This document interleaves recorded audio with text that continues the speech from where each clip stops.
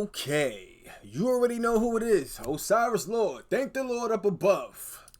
And this is my new intro voice. No, it's not. Anyway, you already know who it is. Osiris Lord, thank the Lord up above. As you can see, oh damn, other way. Mr. Paul from Team APS is on the screen. And it says the tragic demise of Yu-Gi-Oh! Video games. And that's what we're going to watch. We're just going to see what Paul's talking about. Shout out to Paul. Shout out to Team APS. Shout out to everybody who still is in the Yu-Gi-Oh! Community. I did see a couple people drop out of the Yu-Gi-Oh! Community. However, there are still tons of people. Yu-Gi-Oh! Does not need to always be competitive in that manner. However, shout out to those people who did pave the way. I am still here. I'm going to go IRL soon. Regardless, if you haven't seen me play Forbidden Memories, I play Forbidden Memories a lot. I would love to play other Yu-Gi-Oh! Games. I know I'm talking mad fast right now, so let me slow down. I do play a lot of Yu-Gi-Oh! Games. And speaking of playing Yu-Gi-Oh! Games, make sure you check out theLordsGiftShop.nyc, theLordsGiftShop.com. We will start having video games, cards. We do have cards. They're just not listed.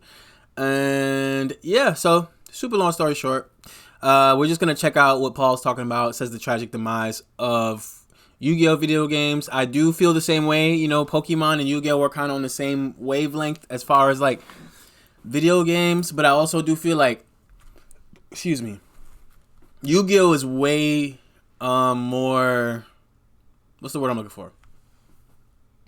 In my opinion, Yu-Gi-Oh! Is more intricate than Pokemon is. It's not as, it might look cutesy sometimes, but it's way more intricate. So I can see Yu-Gi-Oh! Not necessarily having the same, like creating games all the time, and they're in that same vein of like a Pokemon walk around or Pokemon Go. Yu-Gi-Oh! Is more now like you got to know how to play Yu-Gi-Oh! Video games in order to have a good time. At least that's what I think, especially because when I came back to Yu-Gi-Oh! I thought I was going to get on Duel Links and just basically just go crazy, and I knew nothing about Yu-Gi-Oh! at this point.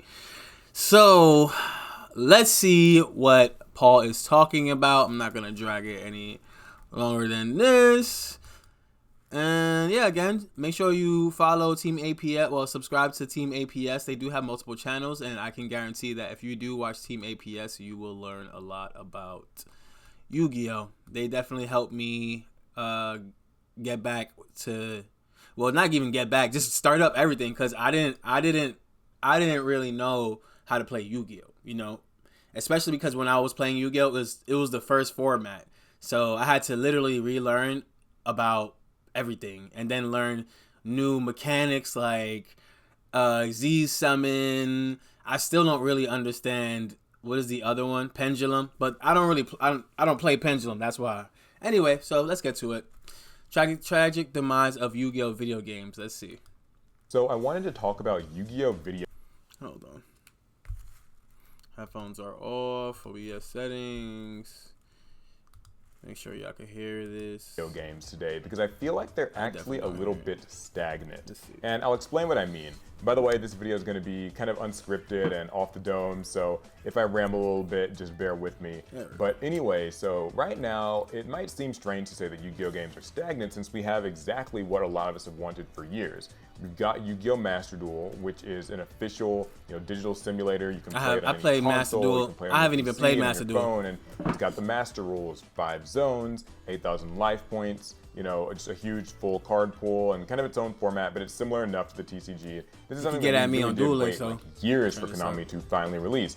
And it's here, and it's great. It looks great, it runs great. I like the music, I like the presentation. I love being able to just hop online and climb the ladder. It's, maybe lacking a little bit in terms of like different formats and modes, but overall, Master Duel is definitely a success. And it's even pretty free-to-play friendly, I would argue. There's also Yu-Gi-Oh! Duel Links, which is the mobile game, and it's actually technically been around for like twice as long, more than Master Duel has. And it's cool because like you can kind of play the simplified Yu-Gi-Oh! Game on your phone, and it's really easy. They even also have it on PC if you want to. So I find it's really good for like playing on a commute or just kind of playing during some break time. And you've got a more simplified like 3-zone Yu-Gi-Oh! Obviously it's had its own kind of fair share of power increases and new summoning mechanics and things like that. So it plays kind of somewhat similarly to how modern Yu-Gi-Oh! Plays, but it's a little more simplified. There's like skill cards, there's different dual worlds. It is a little bit more anime based, which is something that I'm gonna probably be talking about a lot more later on in the video. There's like, different duel worlds. There's like the Arc 5 world, there's the 5Ds world. They have like different specific duels and specific rules, and there are even 3D animations in Duel Links compared to the kind of like animated 2D ones in Yu-Gi-Oh! Master Duel, and those look really great too. I like Duel Links, I like Master Duel. I want to be clear out the gate that I think that these are both great games, and if you're a Yu-Gi-Oh! Fan and you just like, playing the Yu-Gi-Oh! Card game, then you can't really go wrong with either of these games. So why do I say then that I feel like Yu-Gi-Oh! Games are stagnant? Well, it's because I actually don't find that Master Duel or Yu-Gi-Oh! Duel Links are really video games exactly. They're Certainly not. not Master Duel. Duel Links maybe a little bit more so. But I guess what I mean by that is like, Master Duel is kind of just, it's like a service. Like it's a mobile game, but it's like a service, You kind of like log in, everything is server side, and you just kind of like get the cards, you open the packs, like you pull cards and like you duel people, but it's effectively just a game that's a service. There's not really like a story mode to it. Nah, there are single player gates which you can kind of use to learn about. That's like literally what I was just saying about how you kind of just turn the game on and then you duel.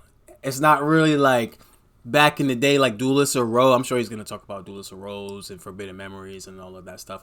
But it's not like how that used to be. And it's like you have this long, intricate story plot. Like, oh, Marek is doing it. Well, not even Marek. I don't even really know what game Marek is in besides, these early games that... Anyway, my point was you just basically turn on the game and you start dueling. You duel other people, and that's it. There's no actual... You see, for example, like Oh, I'm wrong camera. Like, you just pretty much press duel, and then you duel people. There's no, like, oh, there's a story...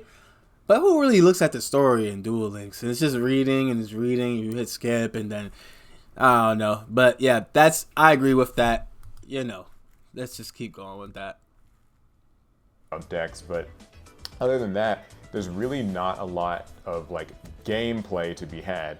And feel free to add me on Duel Links if you want to get the work. There is at least, like I said, more of that like anime representation and a few different duel worlds and stuff to conquer. But ultimately, these are kind of like games as services. There are events and stuff like that, like timed events. They're kind of like, free to play, but you can also like pay for gems and currency.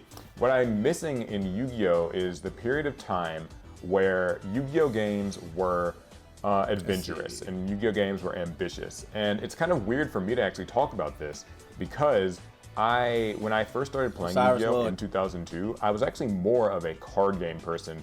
And even though I consumed a lot of different Yu-Gi-Oh! Things, like I would go to any tournament I could find, I would go to Books A Million, I would go to Walmart. I sucked at dueling IRL. A water park of all places. And I would love to like buy packs and buy merch, and like I always wanted to buy a duel disc, and I think I eventually maybe got one, and like I liked having t-shirts and stickers, but the one thing I didn't actually get a lot of exposure to was the Yu-Gi-Oh! Video game, and it's a little bit strange to think about because looking back, I really feel like I missed out. Now, I did play a few of them. I remember playing like Dark Duel Stories on Game Boy Color, and I remember playing like maybe one game on GameCube, a couple other like, DS games I like here and there. Play but any of those games that he just mentioned. So I've been kind of like revisiting some of them, and I just wanted to talk about the different Yu-Gi-Oh! Games because I think that Yu-Gi-Oh! Had a period of time where Konami and just the different companies that they would outsource the Yu-Gi-Oh! Video game development to really felt like they took risks with Yu-Gi-Oh! And like there are some of the early games are a little bit wonky. You've got things like, Forbidden Memories and Dark Duel Stories, where Dark Duel Stories on the Game Boy Color was literally just like kind of a super repetitive duel fest. It was actually kind of super repetitive duel fest. Really weak monsters. Like we're talking, 450, 550 attack points.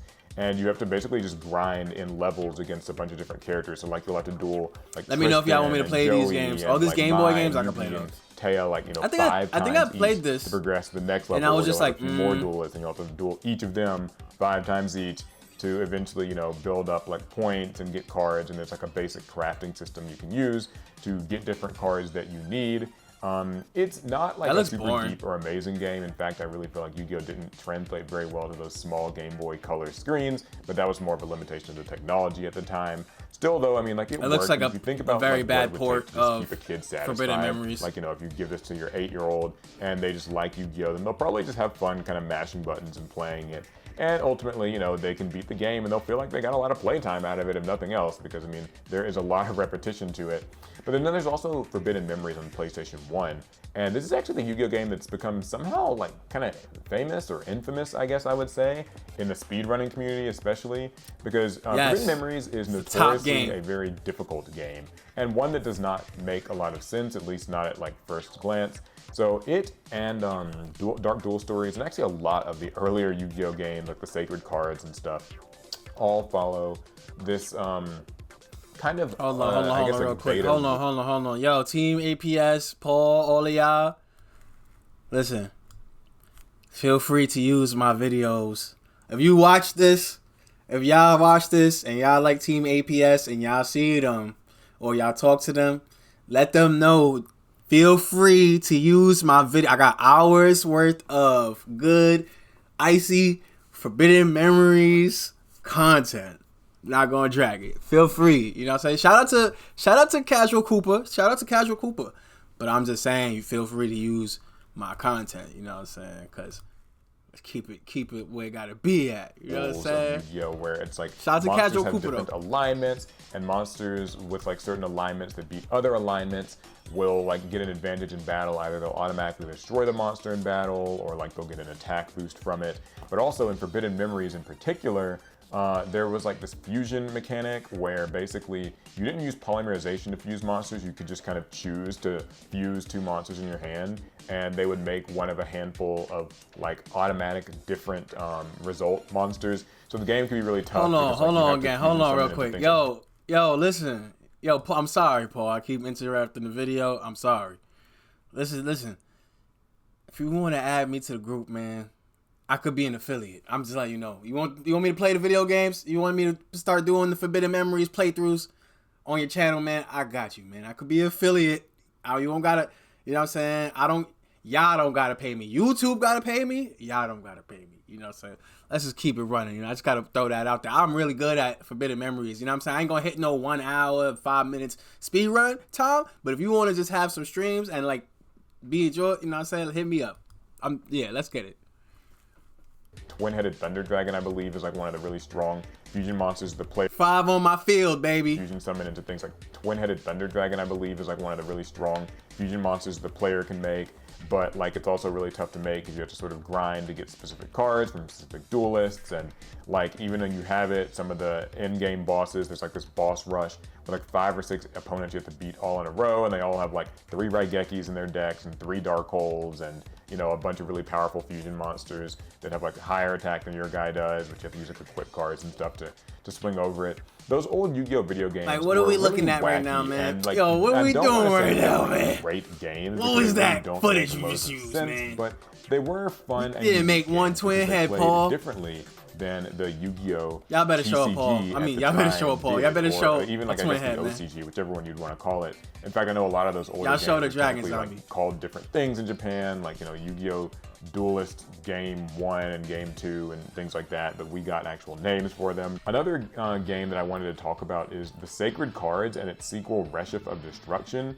This is the first time where I think Yu-Gi-Oh! Games really kind of came to their own. I don't know the exact timeline for release, but I'm just going by what I remember. The Sacred Cards. I saw a guy doing a freaky pantomime. It's like a Yu-Gi-Oh! Game that actually has an overworld. And this is something that I really do think that like Yu-Gi-Oh! Should kind of come back to. I'm going to be mentioning a lot here.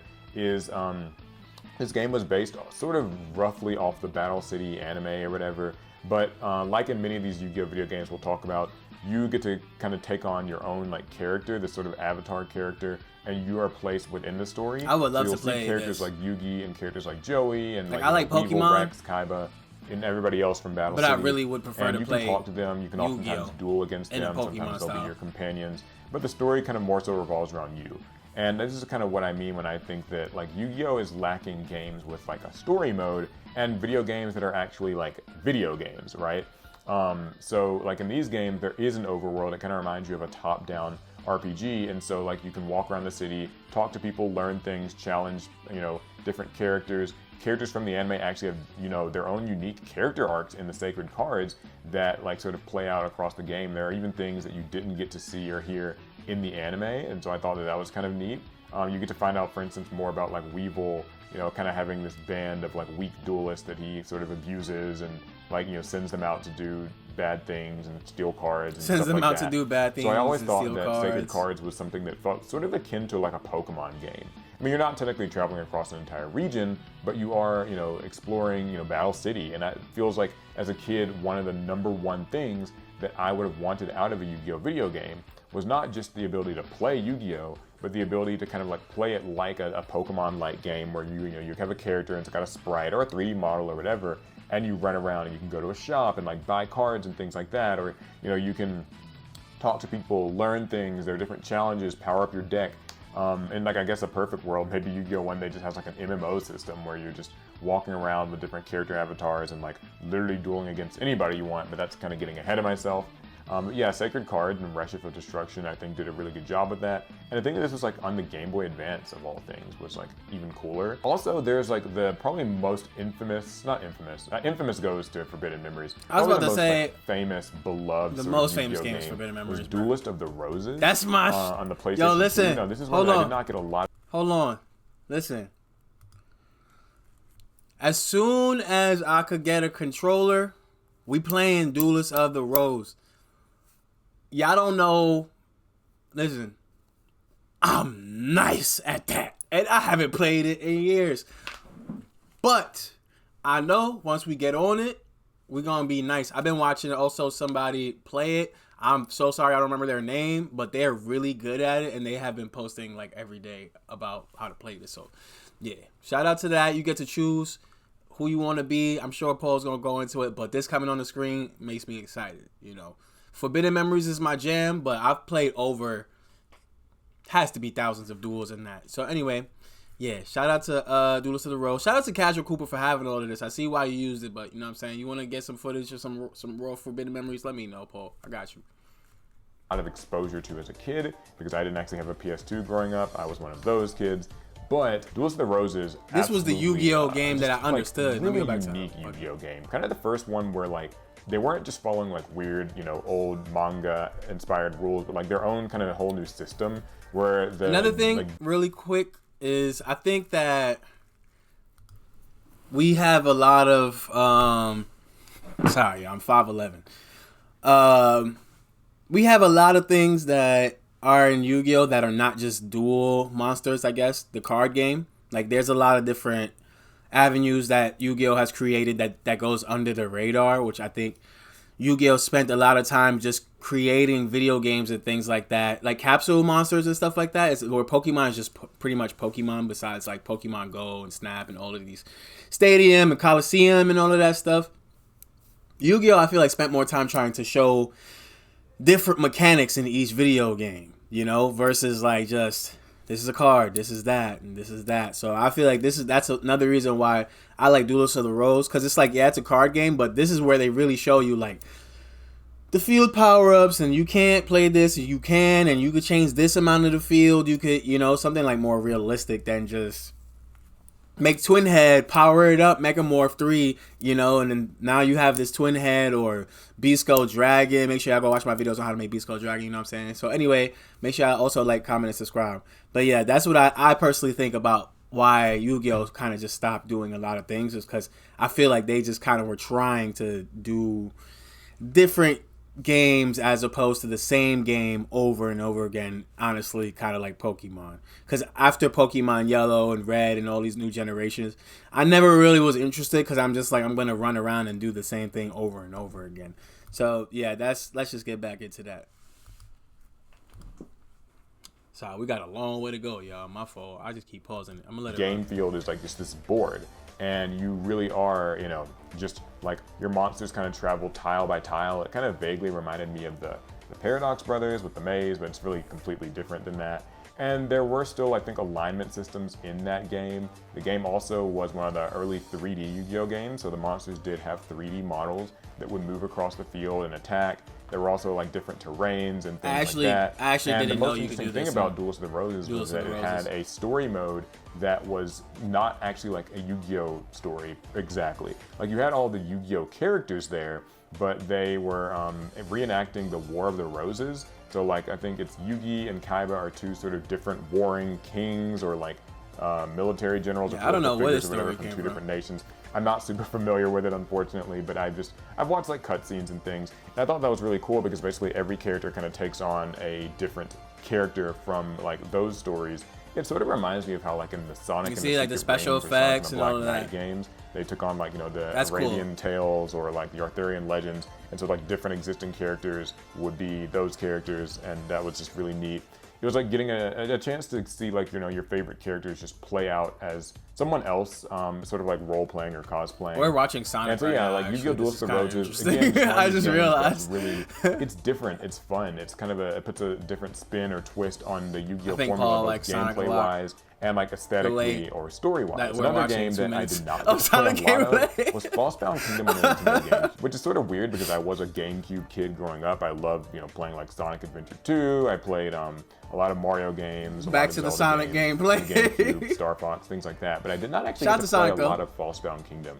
It's kind of interesting. Actually, one of my friends, Jordan, he was in a video that we did where, like, you know, I don't think I've ever played Yu-Gi-Oh! this. He has some of the older Yu-Gi-Oh! Games, funny enough, and so he actually found a copy of Falsebound Kingdom and like sent me a picture of it. He's like, hey, like I have this old GameCube game. I remember this. I didn't know how it worked, but it was fun. So this game was cool because it actually, if I remember correctly, kind of like played actually like an RPG. So like monsters would go into battle, and when you see like footage of it, it almost reminds you a little bit of Final Fantasy like 7's battle system, maybe like the PS1 Final Fantasy 7, where the monsters are sort of like in this sort of battle arena and they're fighting, and there's like HP and attack and like different stats. I remember Celtic Guardian being one of the monsters in there, like from when I got to try this game out once as a kid.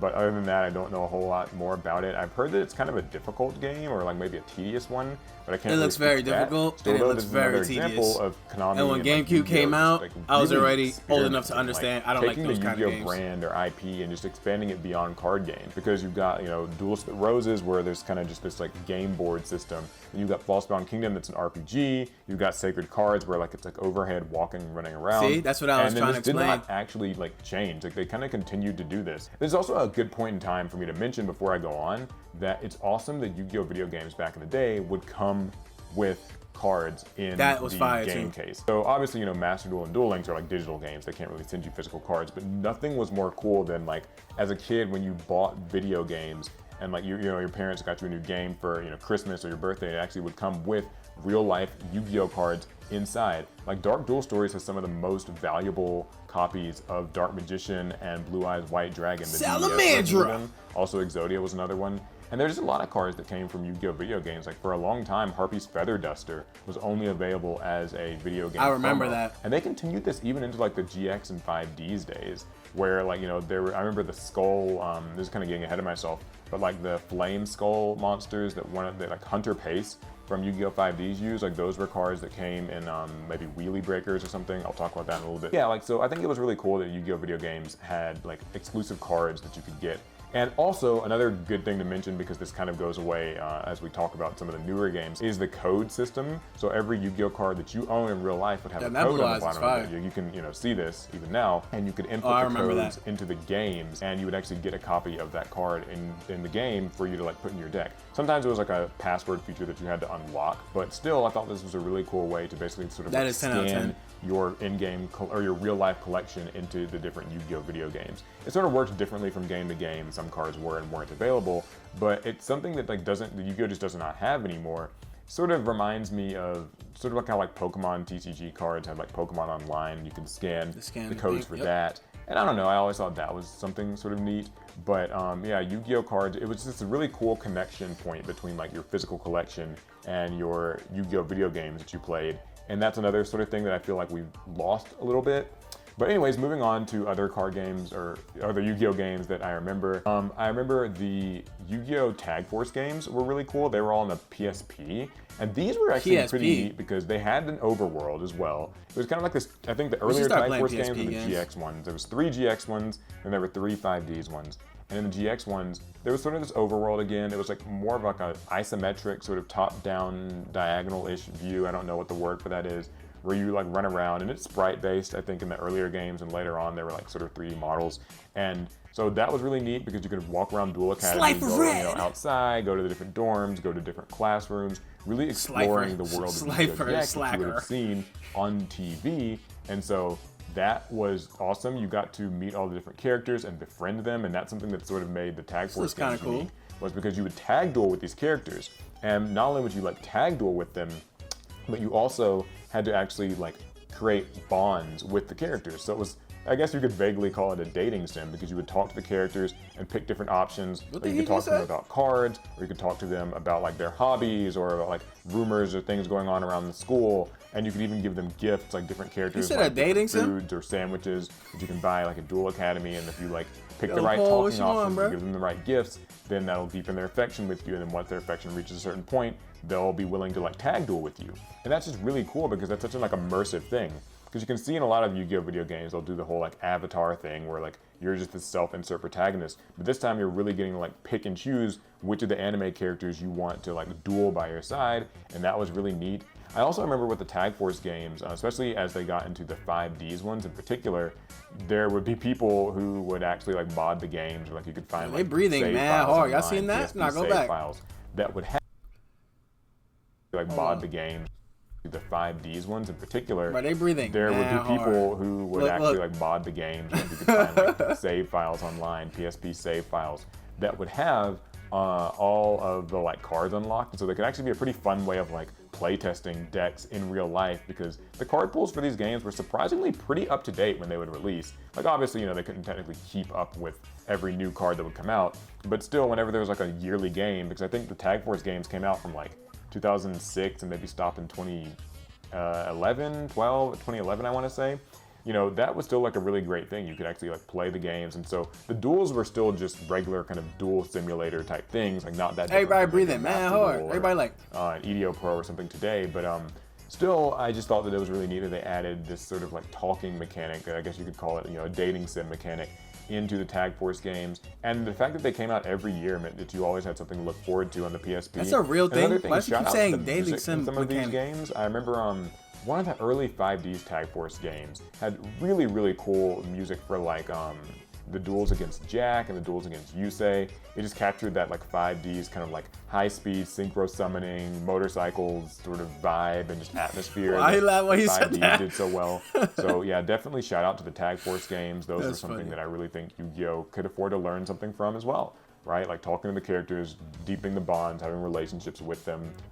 Nothing like, you know, weird, not weird relationships, but you know. Nah, you keep saying dating sim, gang. The stories as well. So there was also that, like the story was also going on. I don't remember. I think the first Tag Force game, the very first one, was just like season 1 of GX, like season 1, season 2. I think it ends with basically the Shadow Riders, and they kind of brainwash somebody, like some character, and so then like that becomes their tag partner, and then you're dueling with your tag partner. And like the later GX Tag Force games were like season 3 and season 4 stories, stuff like that. Another set of games that came out every year. Take a moment to appreciate the shirt that Paul got on? This is a cool. Hold on, we gotta scroll down a little bit. Scroll down. You know what I'm saying? Look at this shirt right here. It's a cool shirt. It's a Pokemon shirt? That's fire. That's pretty cool. Shout out to you. That's a fire shirt you got there, Paul. Were the World Championship game. The 5Ds ones, at least, were the ones that I remember. So it was like Yu-Gi-Oh! World Championship 2009, 10, and 11. I think there were actually World Championship games before this, but the 2009 to 2011 ones were the 5Ds ones. And I remember actually playing these because I was watching 5Ds at the time. Once again, you did play as kind of a self-insert protagonist, and it did follow the story of the anime. I think that 5D's 2009 was Stardust Accelerator, 2010 was Reverse of Arcadia, and 2011 was Over the Nexus. And so I think the first one covered the Fortune Cup, the second one covered the Dark Signers arc, and then the third one covered whatever the last arc of 5Ds is called. I don't know like the name of it was, but basically, yeah, so those were basically like, you know, these story-based games, and you played them on the DS, which was fun. So like, you know, Yu-Gi-Oh! Was embracing the technology of the Nintendo DS. Wait, does DS stand for dual screen? Because I just figured that out. Wow. Track duels. I remember like it takes me back to when playing games like Dark Duel Stories and Sacred Cards, just that small screen real estate made it so difficult to convey what was going on in the duels, and that became a lot easier with like newer consoles. Like it wasn't so bad with the PSP and obviously on any console. I just realized but, that. Yeah, the DS, crazy. Like, 5D's World Championship games certainly did a pretty good job of that. So like with these, when you'd play the story, you would actually like, you know, get caught by sector security and then like go to the prison and have to fight the warden, and then you join like the Fortune Cup. And so I thought that that was really neat. Once again, there's like anime and there's kind of like a role-playing component to it. So that's something that was really cool. And then there were kind of a few more weird spin-off games. Like I remember we actually played Yu-Gi-Oh! Wheelie Breakers, which this game was so odd. It was on the Nintendo Wii, and so I guess that was that period of time where like everybody felt like they had to make a Nintendo Wii game. And Wheelie Breakers was weird because it was basically like kind of Mario Kart or with like Yu-Gi-Oh! Like I guess card games and motorcycles. We gotta play that. We gotta play that. Card game and more of like a racing game. Gotta play that. Right, Geki? A dual runner, which you could customize, which is pretty cool. You could change like the color and stuff. And then you make a deck, and so you were sort of turbo dueling, because by dueling you would get speed counters. You could use your speed counters for your monsters to attack your opponent. And your monsters, like when you would summon them, they would actually like float alongside you, like, you know, Sonic Chick or Junk Warrior would for Yusei. And you have life points, although like technically when you lose all your life points, I think you just spin out. It didn't really like make you automatically lose. The thing I remember the most about this game was that all the cards kind of have slightly different effects. So I remember like Rush Recklessly, the card was literally just a speed boost in the game, which kind of makes sense. But also you could like have trap cards that were sort of like items would be in a Mario Kart game. This game controlled like doo-doo diarrhea. It really was not. It was not a fun game to control. Okay, like when cool. you start That's the what game, I was looking you're at. I was like, on your car or motorcycle or whatever. I don't see. It's absolutely terrible. As you level up and play playing against different people, you are able to improve your speed and handling and things like that. So as you progress through the game, things get a little better. But I don't think a game should ever be because this difficult to control from the it start. does look very difficult. Work. But we did do a let's play. I don't really like this this art pretty like fun. It was a very difficult game. The enemies, in addition to like the bad controls, also the rubber banding AI on the opponents was like really ridiculous too. I only know like 3 of these people. We did beat it, so that was fun. But yeah, Wheelie Breakers was probably the last time I think that Yu-Gi-Oh! Really experimented with games and different gameplay styles. Because when you look back, you know, like they've now done a racing game, an RPG game, kind of different types of overhead, explorative worlds, and like a dating sim type games. And now you really like that dating sim type game. Where the story ends, because since then Yu-Gi-Oh! Has not done a lot creatively with its video games.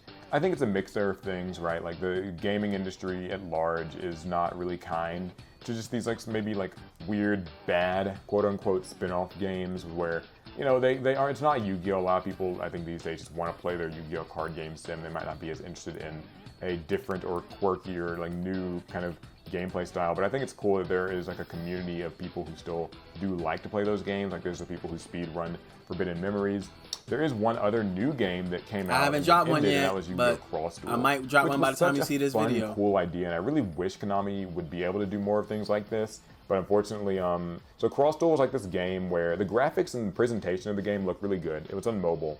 And it was a 4-player game. I remember when they first teased it, they were like, you know, it's like a 4-player battle royale game, and you know, that got people really excited. They thought it was going to be like battle royale duels, which by the way is something that I'd love to see Konami try out. But instead, you basically have like these monsters that sort of like move across a game arena in like different lanes. And when the monsters encounter each other, they battle, and like there's spells and traps and everything kind of does different stuff. You have like a deck leader card. You can actually give it different effects. So it's not just a matter of like your Stardust Dragon just has these certain effects. It's like, no, you actually can like equip different effects to your monsters, which I thought was a really cool thing. And all the different anime characters that you would have seen in Duel Links are here, even like fully voiced.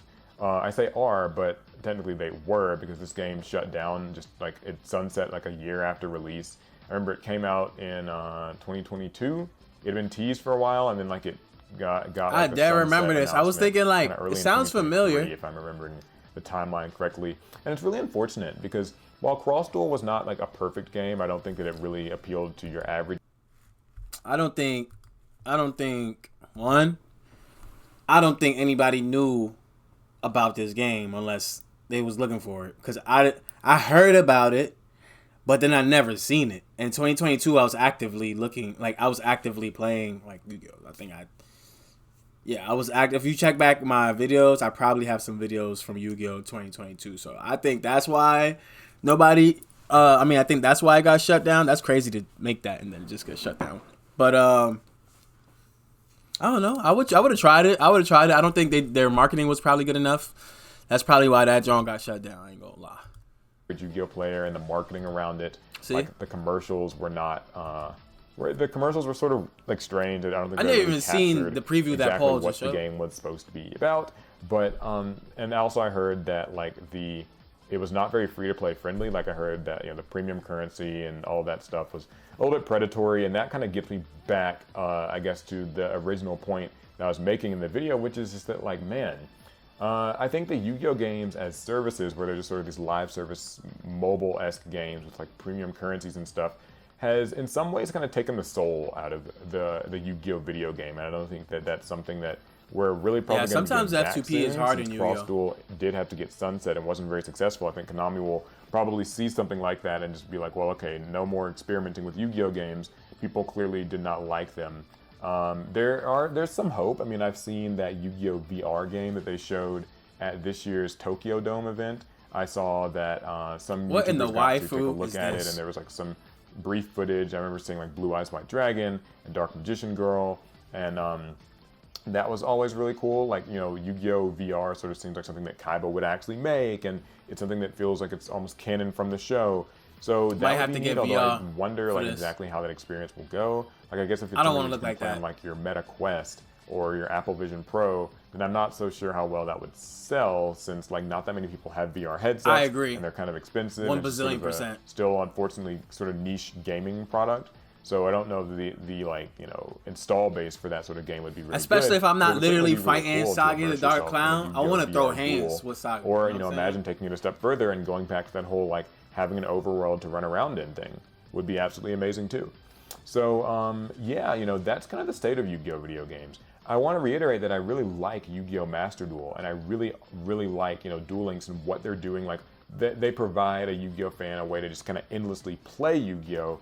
But I think that I still kind of harken back. I yearn for a period of time where we have Yu-Gi-Oh video games that like try to do something, try to be different, and like blaze their own path, try out different genres, and surprise us.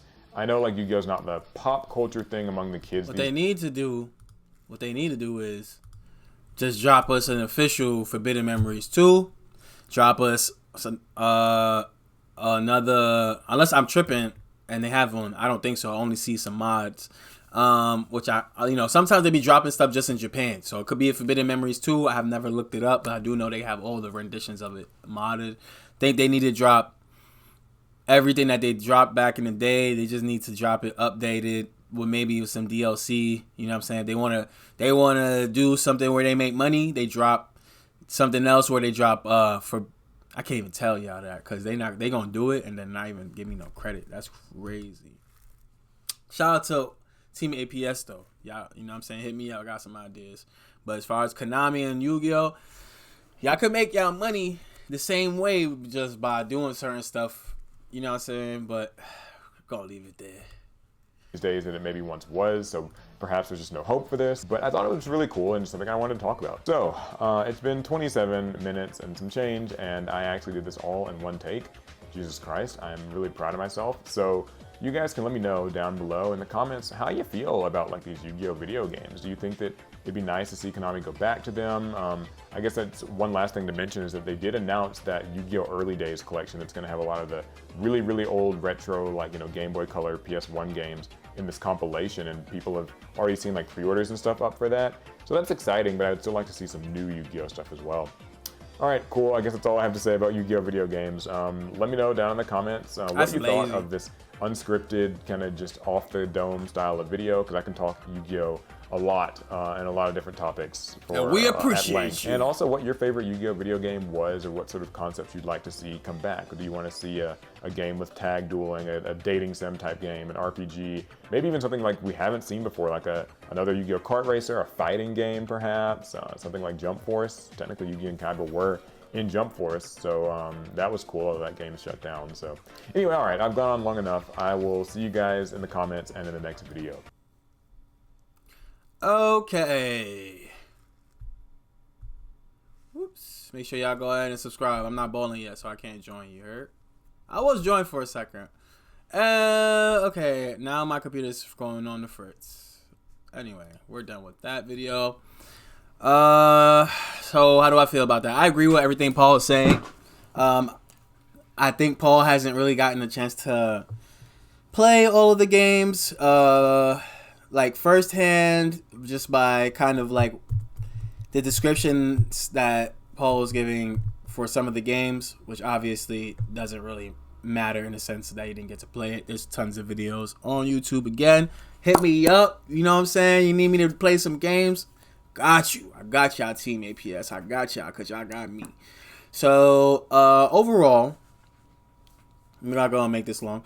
I agree. Y'all heard my opinions throughout the video. I agree that Yu-Gi-Oh! Was making a lot of games that were experimental to go with the anime. I liked that idea. Some were a little too experimental, and a lot of the games did come out for like Game Boy. And I don't like only game I like to play really is Duel Links on my phone. I'm not a phone game person. I say that to say I don't really like portable games like that. So the fact that they made a lot of the video games for Game Boy, and it was like this tournament, that tournament, this tournament, that tournament, that kind of made me lose out. A lot of people lose out. That's why we're still here playing Forbidden Memories. Would like to play Duelist of the Rose, all those other games. Very interested in what a dating sim game is. I don't know. Maybe I'm saying it wrong. I'm pretty sure he's saying dating sim. Like, I don't know what you into, Paul, but you could keep playing the dating sim games. I hope Yu-Gi-Oh! Is not having nobody date. Nah, I'm just trolling. But yeah, I would love if Yu-Gi-Oh! Made some more games. I do agree with the service thing, but the service thing is kind of what makes it good. I just turn my phone on before I go to sleep, 15 minutes, or hour. Sometimes I play it all day. So I'm not mad at the Duel Links Master Duel type of thing, but I do think it will be fun to have something more with open world. I do think even if they brought back something, I think they need to stop making so many new generation video games and things that people who might not like. Are there people that are necessarily in the I don't know what the generations are, but like Gen A? Besides millennials, you know, the younger crowd who may not have grown up on this Yu-Gi-Oh! Wave, who might be interested. However, I feel like all the new 5Ds and Zexals and all of that stuff, I haven't even tried to watch that yet. So maybe if it was a little simpler, I do think that a lot of people would be into something new. Like, I don't see why you wouldn't be able to make Forbidden Memories again in a certain manner. That if you want to ask me, Konami, I'll help y'all out, but I'm not giving y'all nothing for free. So yeah, that's pretty much it. You already know what it is. Osiris Lord, thank the Lord up above. And then, you know, the Lord's Gift Shop, NYC, the Lord's Gift Shop.com. Oh, here's another fun fact. I actually dueled with Team APS once or twice. Unfortunately, my service dropped. This is when I was living in the middle of nowhere. I was literally living in the middle of nowhere. I'm talking about like my nearest neighbor was like a mile away. But Team APS, if y'all ever do Duel Links live again, y'all want to duel or whatever the case may be, you know, it's for fun. Don't need to be. I'm competitive, but I'm not a sore loser, and I'm not, you know. So if y'all ever want to get into some card openings or whatever, let me know. I'm definitely down to do collabs. And like I said, I'm pretty good at Forbidden Memories. I'm sure I'm going to be nice at Duels of the Rose. So hit me up, Team APS. Hit me up. Shout out to all of y'all. Y'all doing y'all thing. Thank y'all for helping keep the community alive and not quitting.